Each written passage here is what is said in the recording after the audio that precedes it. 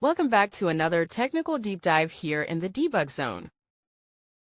Today we're tackling a big question and breaking it down with us from other users. Hopefully this clears up some misconceptions and helps you get the answer you need. So buckle up, stay a little curious, and let's jump right in.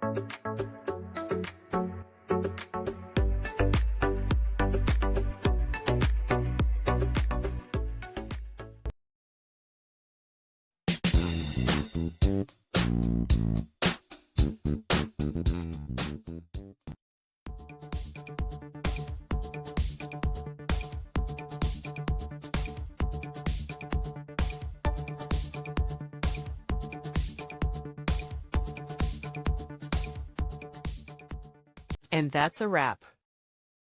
I hope you found the answer you were looking for.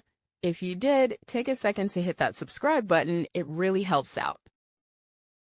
And let me know in the comments which solution worked best for you. See you next time in the debug zone.